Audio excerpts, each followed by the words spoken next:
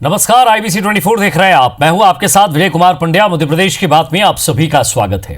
नेताओं और उद्योगपतियों में संबंध होना कोई नई बात नहीं है, लेकिन जब किसी कारोबारी पर गंभीर आरोप लगे हों तो उससे संबंध रखने वाले हर नेता और हर दल पर उंगलियां जरूर उठती हैं। मध्य प्रदेश में रियल एस्टेट कारोबारी राघवेंद्र तोमर के यहां IT के छापे में करोड़ों रुपए की बेहिसाब संपत्ति मिली है। कांग्रेस का आरोप है कि जिस राघवेंद्र सिंह तोमर के यहां कार्रवाई में बेहिसाब धन मिला, उसके काले धन का इस्तेमाल कांग्रेस विधायकों के दल बदल में किया गया है क्या? इसके साथ ही कारोबारी तोमर की सहकारिता मंत्री अरविंद भदौरिया से नजदीकी की जो तस्वीरें आई हैं, जो वायरल हो रही हैं, उस पर भी सवाल उठ रहे हैं। और सवाल ये कि आखिर तोमर और साथ ही साथ भदौरिया के संबंध इतने मधुर क्यों हैं, इस बात की भी कांग्रेस लगातार पता करने की कोशिश कर रही है। आखिर क्या ये पूरा बवाल, जरा रिपोर्ट देखिए, आप भी समझ जाएंगे।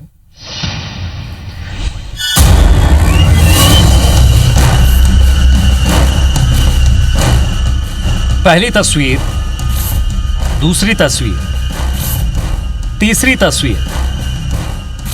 प्रदेश के सहकारिता मंत्री अरविंद भदौरिया के साथ दिख रहा ये शख्स है राघवेंद्र सिंह तोमर। वही राघवेंद्र तोमर जिसके ठिकानों पर आयकर विभाग ने छापा मारकर करोड़ों के बेहिसाब संपत्ति के आरोपों की जांच की है। कांग्रेस का सीधा आरोप है कि राघवेंद्र सिंह तोमर मंत्री अरविंद भदौरिया के नजदीकी हैं, जिनकी बानगी इन तस्वीरों में देखिए।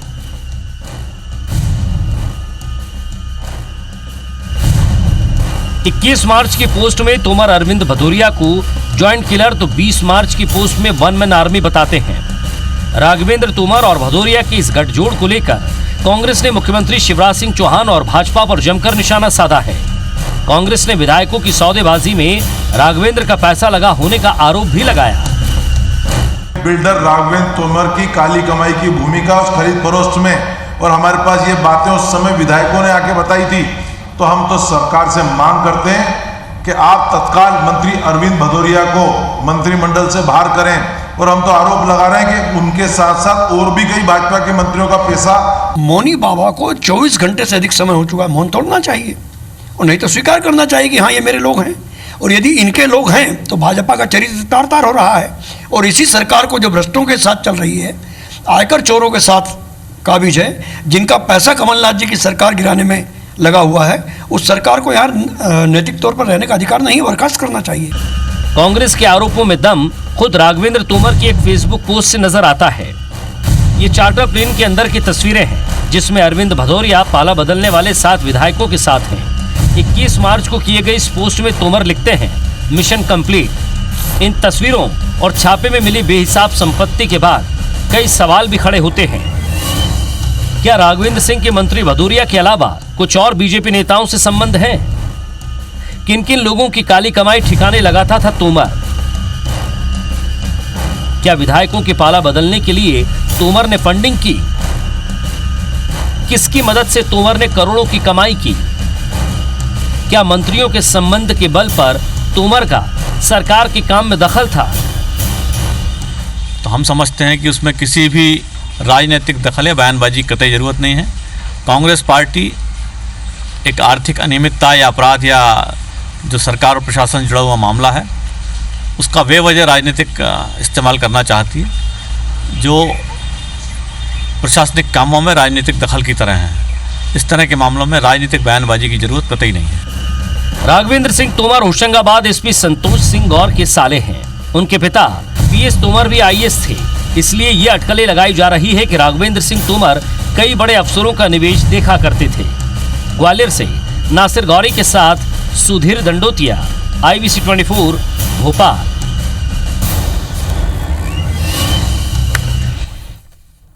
अब सवाल ये है कि ये जो गठजोड़ है, ये किसके साथ था, किसके साथ है, किसके साथ नहीं है, और अगर है और इतने बड़े तुर्रम खां होते तो उनके यहाँ छापा क्यों पड़ता? अब छापा पड़ा है तो स्वाभाविक सी बात है कि नए नए नाम भी सामने आ गए हैं, अलग अलग गठजोड़ के आरोप भी लग रहे हैं।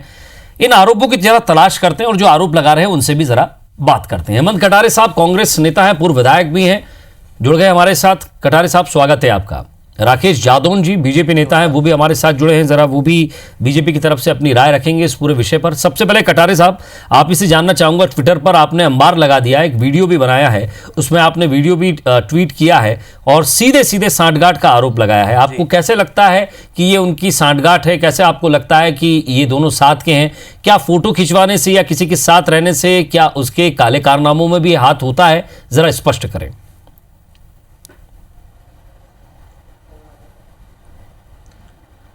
देखिए, इसकी पृष्ठभूमि जो है थोड़ा सा पीछे जाना पड़ेगा आपको इसको देखने के लिए। बिल्कुल चलेंगे, ये आपके दोनों साथ लोग चलेंगे। एक ही संभाग के रहने वाले हैं, अरविंद भदौरिया जी हो, राघवेंद्र तोमर जी, है ना। और अब जब बात की जाए, ये दोनों लोग वहां से निकल के आते हैं यहाँ पे भोपाल में, और इनकी दोस्ती कितनी गहरी है ये देखने का थोड़ा सा जरूरी है। जब पता चल पाएगा कि वो सिर्फ दोस्ती है या गठजोड़ है या आर्थिक लेन देन है या किस सीमा तक है, फिर जनता इसका सही आकलन कर पाएगी। मैं आपको पहले अभी जो घटनाक्रम हुआ मध्य प्रदेश में सरकार गिराने का, सीधे वहीं से शुरुआत करूंगा मैं। राघवेंद्र तोमर एक अधिकृत रूप से व्यवसाय करने वाले व्यक्ति है, बिजनेसमैन है। अरविंद भदौरिया अधिकृत रूप से एक राजनेता है। तो दोनों का एक एक अपना सीमा में कार्य बटा हुआ है। अब जब मध्य प्रदेश में कांग्रेस की सरकार गिराने का काम चल रहा था, पूरे पैसे से विधायकों को खरीदा गया, उनको बेंगलोर में कैद किया गया, और जब ये सारा घटनाक्रम हो रहा था उस समय का एक पोस्ट मैं आपको दिखाना चाहूंगा। ये राघवेंद्र तोमर जी अपनी प्रोफाइल से शेयर कर रहे हैं। ये एक फोटो है, इसमें एक प्लेन जो कि बीजेपी के द्वारा स्पॉन्सर किया गया एक जेट प्लेन है, जिसमें अरविंद भदौरिया बड़े मुस्कुरा रहे हैं और उनके साथ में 6, 7, 8 विधायक भी बैठे हुए हैं जिनको खरीदा फिरोख्त किया गया है। इसमें राघवेंद्र तोमर जैसे एक बिजनेसमैन का, यदि एक बिजनेसमैन ही है तो उनका क्या इंटरेस्ट है? वो क्यों बता रहे हैं भाई मिशन अकम्प्लिश्ड लिख रहे हैं, मतलब भाई हो गया, अच्छे से सफल हो गया मिशन। कौन सा मिशन था भैया ये जो आप विधायकों को लेके आ रहे हो? क्या है, क्या ही की मुस्कुराहट है इसमें? क्या आपने फाइनेंस किया हुआ है क्या इसमें? इस बात की जांच होना आवश्यक है कि ये बिजनेसमैन इस तरीके, और ये एक पोस्ट मैंने सिर्फ आपको दिखाया है, ऐसे न जाने कितने पोस्ट राघवेंद्र तोमर साहब ये सारी चीजें देखिए, आप जो आरोप लगा रहे हैं, आपके आरोपों में फिलहाल जो तथ्य सामने आ रहा है वो तथ्य सही दिख रहा है, केवल फोटो सही दिख रहा है। उस पर आरोप क्या है वो आपके अपने पर्सनल आरोप है जो आप लगा रहे हैं, और कांग्रेस भी उसी आरोपों से आगे बढ़ रही है। आगे मैं ये पूछ रहा हूं, आपने इन सारी चीजों को उस समय क्यों उजागर नहीं किया? मैं आपको आगे बताता हूं विजय जी। हाँ, एक सेकंड में आप पूरी बात सुनेंगे, आपके सारे प्रश्नों का उत्तर इसमें आ जाएगा। तो मैं आपको बता रहा था विजय जी, अब आप दोस्ती देखिए, दोस्ताना कितना आगे तक है। पहले मैं आपको अरविंद भदौरिया का थोड़ा सा फाइनेंशियल बैकग्राउंड बताऊंगा, इसके बाद ये फोटो दिखाऊंगा। मैं कटारे साहब आपको 1 मिनट का वक्त दूंगा, उसमें आप सारी बात कह दीजिएगा, मैं फिर वापस जादौन साहब के पास जाकर आपके पास फिर आऊंगा, लेकिन 1 मिनट में आप अपनी बात जरूर कंप्लीट कीजिएगा। मैं दो मिनट में अपनी बात कंप्लीट कर दूंगा, 2 मिनट। जी बिल्कुल। हाँ बिल्कुल, आप सुनिए ना, धैर्यपूर्वक सुन लीजिए, पूरी महत्वपूर्ण बात है। जो ITR इन्होंने 2018-19 में फाइल किया, उसमें इन्होंने अपनी मासिक जो वो है आय इनकम जो दिखाई, वो मात्र 17,000 रुपए दिखाई अरविंद भदौरिया जी ने। और उसके साथ ही इन्होंने अपने और अपने धर्मपत्नी के पास सिर्फ एक स्कूटी होना दिखाई है, ठीक है ना। मतलब एक 17,000 रुपए कमाने वाला व्यक्ति सिर्फ एक स्कूटी रखने वाला बेकार आदमी है, जिसके पास कोई कार नहीं है, वो 1,25,00,000 रुपए की गाड़ी में घूम रहा है, स्वागत करवा रहा है। अब ये गाड़ी किसके नाम पे है? ये मर्सिडीज किसके नाम पे है? ये देखिए आप, राघवेंद्र तोमर फेथ बिल्डर के नाम की मर्सिडीज है। भाई ऐसा कौन सा दोस्ताना है जो 1-1.5 करोड़ की गाड़ी अपनी तुड़वाने के लिए दिए दे रहे हैं आपके पास? और आपके पास जब 17,000 रुपए है कमाने के लिए, एक आप गरीब मंत्री बन के आप अपनी छवि दिखा रहे हैं जनता के बीच में, तो आप 1.5 करोड़ की गाड़ी में कहां से घूम रहे हो? भाई हम बिजनेसमैन है, मैं बिजनेस करता हूं, अधिकृत रूप से करता हूं, तब मेरे को एक 15 लाख रुपए की स्कॉर्पियो मेंटेन करने में पसीना निकल जाता है। आप कैसे 1.5 करोड़ 1.25 करोड़ रुपए की गाड़ियों में घूम रहे हैं? आप जवाब दीजिए ना। और मेरा प्रश्न सीधे आपके माध्यम से यह है, आप इतने कद्दावर मंत्री हैं तो आप बिल में चूहे की तरह घुस के क्यों बैठ गए? बाहर निकल के जवाब दीजिए। कहां है बीजेपी के बड़े कद्दावर नेता? कोई बोलने को क्यों तैयार नहीं है? सबकी हवा निकल गई क्या? आइए सामने और जवाब दीजिए ना। किस किस का पैसा लगा? शिवराज सिंह का ड्राइवर सारथी बना कैसे घूम रहा था ये आदमी? इसका उत्तर दीजिए ना। जरा मैं इसका जवाब लेता हूं।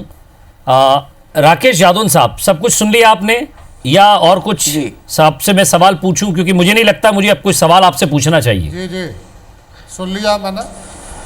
जी जी मैं सबसे पहले तो कटारे जी की इन सारी बातों को सिरे से खारिज करता हूं, और मैं ये कहने में कोई संकोच नहीं है कि वो अपनी हार को इस तरह के निराधार आरोपों से निश्चित रूप से उसकी खींच मिटाने का काम कर रहे हैं। मैं कहना चाहता हूं कि किसी व्यक्ति से रिलेशन होना क्या कांग्रेस या कटारे साहब ये एफिडेविट देके कह सकते हैं कि इनके किसी व्यापारी भाई से संबंध नहीं है?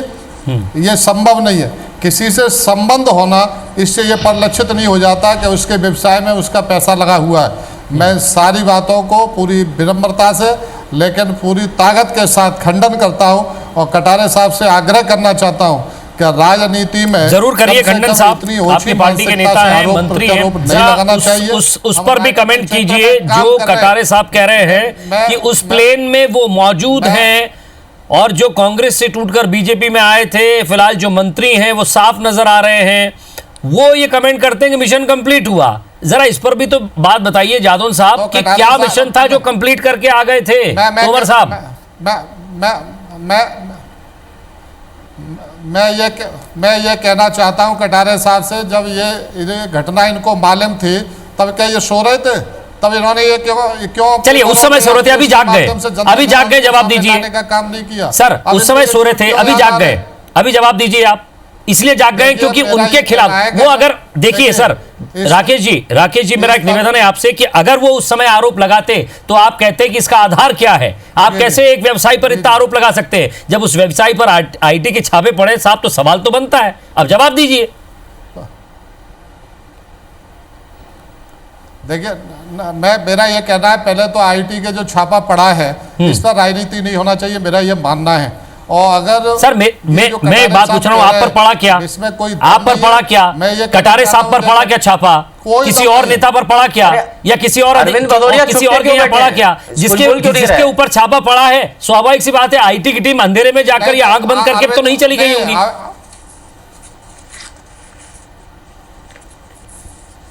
मैं ये कह रहा हूँ छापा राघवेंद्र तोमर के यहाँ पड़ा है, अरविंद भदौरिया जी के यहाँ तो नहीं पड़ा ना।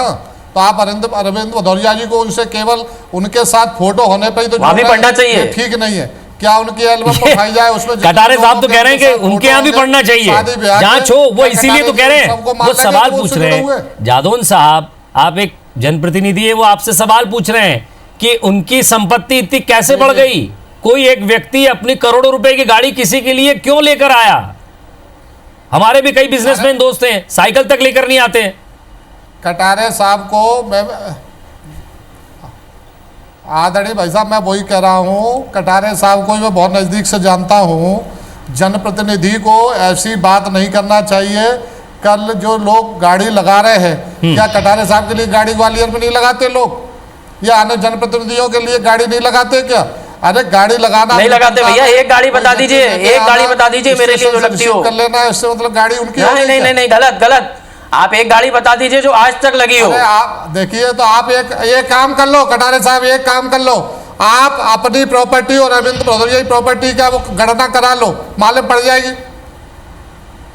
आप बेफिजूल की बिना सिर पैर के किसी व्यक्ति के चरित्र, दिक्कत ही तो यही है, अरविंद भदौरिया अपनी प्रॉपर्टी तो नहीं बता रहा है, यही तो दिक्कत है, इसीलिए तो डिबेट में बैठे हैं। गिनना चाहिए। मेरी तो प्रॉपर्टी जो है वो सामने है, उसको कर लीजिए, लेकिन छुपा के बैठा तो आपका मंत्री है ना, दिल में घुस के तो आपका मंत्री बैठा है ना, क्वारंटाइन में तो आपका मंत्री बैठा है ना, अय्याजी तो आपके मंत्री कर रहे हैं ना, ये इतने बड़े बड़े क्वारंटाइन सेंटरों में जा जाके।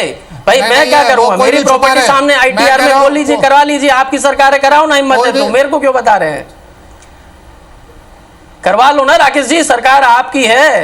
शिवराज सिंह इतने साल के मुख्यमंत्री, उनका करवाओ ना मेरी प्रॉपर्टी का। आप कितना वैल्यूएशन, आप अपने ऊपर लगे हुए, कृपया करके आरोपों का जवाब दीजिए। मैं कटारे साहब आपसे कह रहा हूं विनम्रता के साथ, किसी भी व्यक्ति पे किसी के साथ फोटो होने से, उसके ऊपर उंगली उठाने से अच्छा है कि पूरी धैर्य के साथ सामने जांच रिपोर्ट आने के उपरांत फिर उंगली उठाना चाहिए। जल्दबाजी में हल्की राजनीति से कहते हैं, गंभीर कभी भी राजनेता इस तरह की ये देखिए, दो मर्सिडीज गाड़ियां हैं, अभी आईटी ने छापा मारा है। ये देखिए राकेश जी, ये एक बार देखिए ना राकेश जी, दो मर्सिडीज गाड़ियां, लाखों करोड़ों रुपए की गाड़ियां, दोनों राघवेंद्र तोमर फेथ बिल्डर के नाम की गाड़ियां। आरटीओ का रिकॉर्ड कह रहा है, मैं नहीं कह रहा हूं।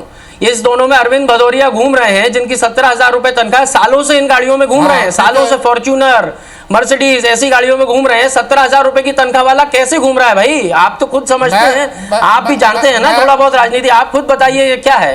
आप जनता के सामने गरीबी का ढोंग पीट रहे हैं, आप दिखा रहे हैं आपके पास एक स्कूटी है। अरे आप खरीदो बिजनेस करके। मैं बता रहा हूँ ना आपको, मैं बता रहा हूँ, मैं आपसे ये कह रहा हूं, मैं कांग्रेस के बहुत सारे नेताओं को बता सकता हूं जो बड़े व्यापारियों की गाड़ी क्या प्लेन हेलीकॉप्टरों में घूमते।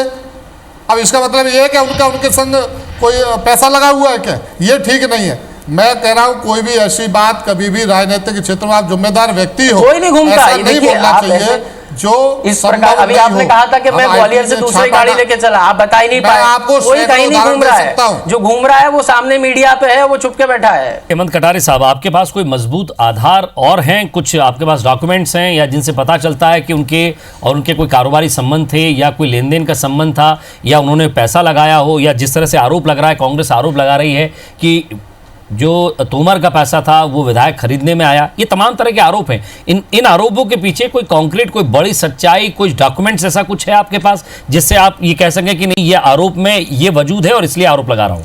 मैं आपको बहुत जी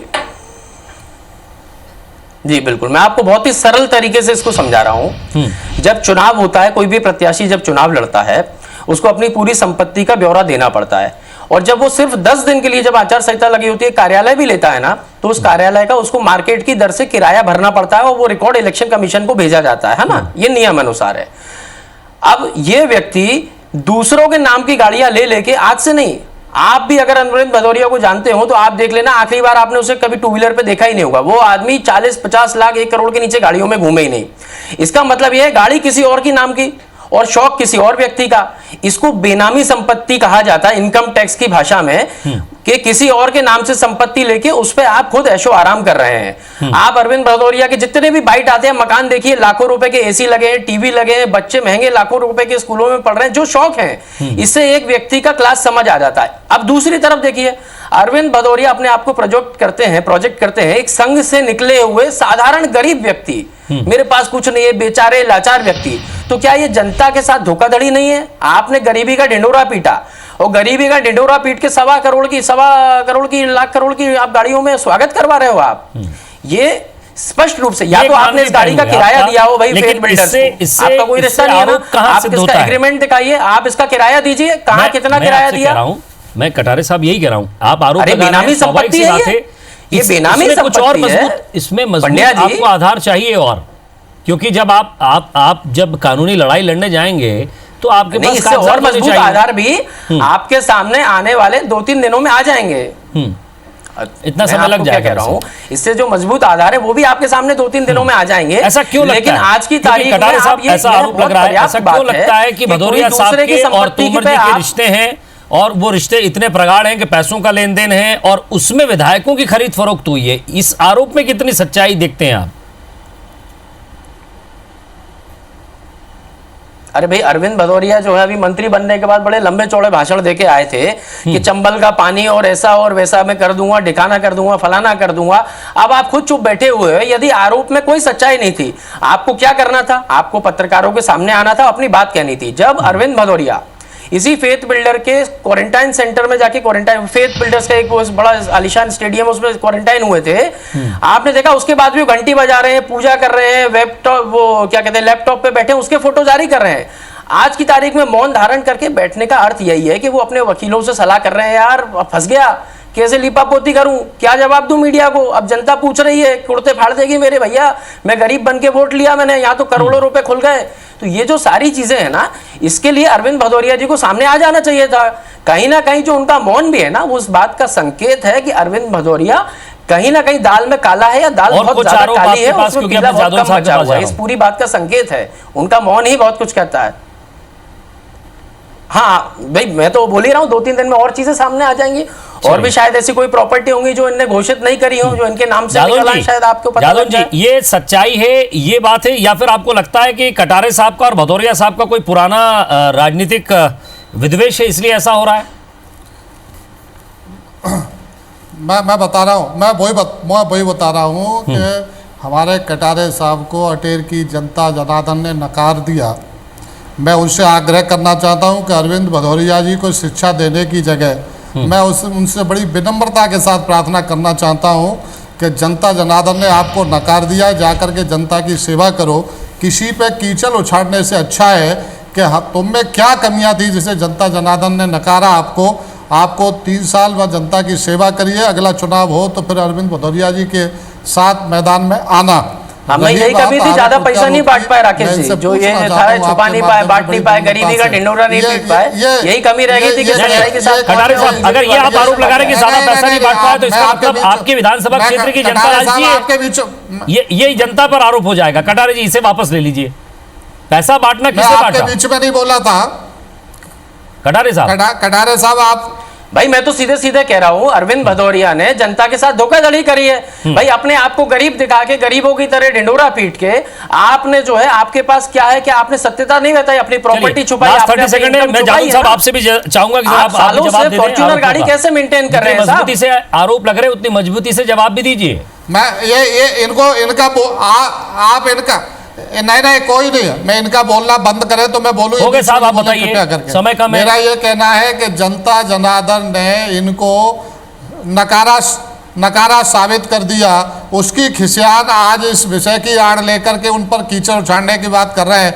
मैं कह रहा हूं कि वो हमारे अरविंद भदौरिया फक्कड़ नेता थे, फक्कड़ नेता है और फक्कड़ नेता ही रहेंगे। भारतीय जनता पार्टी का कार्यकर्ता कभी दो तरह की बात नहीं करता। और रही गाड़ियों की ये जो बात कर रहे हैं, मैं इनसे पूछना चाहता हूं, राजनीति में जब कोई कार्यकर्ता कहीं प्रवास पर जाता है, अगर कोई मित्र, कोई शुभचिंतक, कोई कार्यकर्ता गाड़ी लेके आता है और बैठने का आग्रह करता है, क्या उस आग्रह को कोई स्वीकार नहीं करता? मैं ये कहना चाहता हूं इनसे, कटारे साहब से, कि आप कह रहे हो 3 दिन में प्रमाण आएंगे। प्रमाण आने से पहले इस तरह की रुक रहा हूं। अगर कोई प्रमाण आएंगे तो आपके सामने भी आ जाएंगे जादव साहब। कटारे साहब ने भी जो अपने आरोप लगाने थे, उन्हें मजबूती से अपना पक्ष रख दिया है। सवाल यह है कि अभी तक बीजेपी की तरफ से कोई भी नेता इस पर बयान देने से क्यों बच रहा है, यह एक बड़ा सवाल है। और आपने जैसा कहा जादव साहब, एक लास्ट बात मैं अपनी पूरी करूंगा।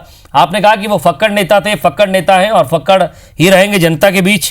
काश ऐसी फक्कड़ता जनता के बीच भी आ जाए कि कोई उनके लिए मर्सिडीज लेकर पहुंचे। उस दिन का इंतजार रहेगा। बहुत बहुत शुक्रिया आप दोनों का। नमस्कार।